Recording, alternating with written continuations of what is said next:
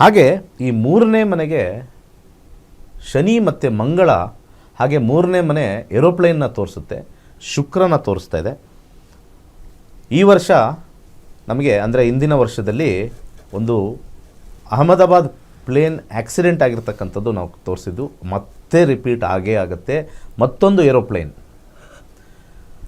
ತುಂಬ ಜನ ಸಾವು ನೋವಾಗ್ತಕ್ಕಂಥದ್ದು. ಫೈರ್ ಮಿಸ್ ಹ್ಯಾಪ್ ಇನ್ ಏರೋಪ್ಲೇನ್ ಇಂಡಿಕೇಟೆಡ್, ಖಂಡಿತ ಇಂಡಿಕೇಟೆಡ್. ಯಾಕೆಂದರೆ ಇದನ್ನು ನಾವು ಹೇಗೆ ಹೇಳ್ತೀವಿ ಅಂತಂದರೆ, ಮೂರನೇ ಅಧಿಪತಿಗೆ ಮಂಗಳ ವೀಕ್ಷಣೆ, ಮಂಗಳ ಅಗ್ನಿಕಾರಕ, ಶನಿ ವೀಕ್ಷಣೆ ವಾಯುಕಾರಕ, ಹಾಗೆ ಭೂತತ್ವ ಆಗಿರ್ತಕ್ಕಂಥ ವೃಷಭದಲ್ಲಿ ಶುಕ್ರ ಏರೋಪ್ಲೇನ್ಗೆ ಕಾರಕ, ಮೂರನೇ ಅಧಿಪತಿ ಲಗ್ನದಲ್ಲಿ ಕೂತ್ಕೊಂಡಿದ್ದಾನೆ. ಈ ಮೂರರ ಆಸ್ಪೆಕ್ಟು ನೆಗೆಟಿವಿಟಿ ತೋರಿಸಿದಾಗ ಫ್ಲೈಟ್ ಆಕ್ಸಿಡೆಂಟು ಖಂಡಿತ ಆಗ್ತಕ್ಕಂಥ ತೋರಿಸುತ್ತೆ. ಇಲ್ಲಿಂದ 4th month to 7th month ಒಳಗಡೆ ಆಗುತ್ತೆ. 4th ಮಂತ್ ಇಲ್ಲಿಂದ 7th ಮಂತ್ ಒಳಗಡೆ ಈ ಒಂದು ಅವಘಡ ತೋರಿಸ್ತಾ ಇದೆ. ಹಾಗೆ ಪಾಸಿಟಿವ್ ಸೈಡ್ ಹೋಗೋಣ, ಬರೀ ನೆಗೆಟಿವೇ ಇರಲ್ಲ, ಪಾಸಿಟಿವ್ ಸೈಡ್ ಹೋಗೋಣ ಅಂತಂದರೆ, ಮೂರನೇ ಅಧಿಪತಿ ಲಗ್ನದಲ್ಲಿದ್ದಾಗ ಶುಕ್ರ ಸ್ಯಾಟಲೈಟ್ ಲಾಂಚ್ ಆಗುತ್ತೆ.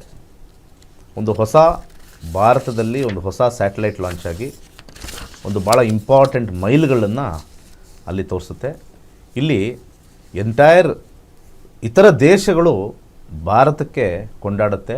ಯಾಕಂದರೆ ಶುಕ್ರ ಲಗ್ನದಲ್ಲಿ ಕೂತ್ಕೊಂಡು ಉಚ್ಚಸ್ಥಾನವಾಗಿರತಕ್ಕಂಥದ್ದು ಈ ಒಂದು ಸ್ಯಾಟಲೈಟ್ ಉಪಗ್ರಹ ಉಡಾವಣೆಯಿಂದ ಸಾಕಷ್ಟು ವಿಚಾರಗಳು, ಬಹಳ ಅನೇಕ ಸ್ಯಾಟಲೈಟ್ಸ್ ಲಾಂಚ್ ಮಾಡಿರ್ತಾರೆ. ಬಟ್ ಈ ಸ್ಯಾಟಲೈಟು ಸ್ವಲ್ಪ ವಿಶೇಷವಾಗಿರ್ತಕ್ಕಂಥ ಒಂದು ಅಂಶವನ್ನು ತಗೊಂಡು ಲಾಂಚ್ ಆಗಿ ಅದರಿಂದ ಬಹಳಷ್ಟು ಉಪಯೋಗ ಆಗ್ತಕ್ಕಂಥದ್ದು ತೋರಿಸ್ತಾ ಇದೆ.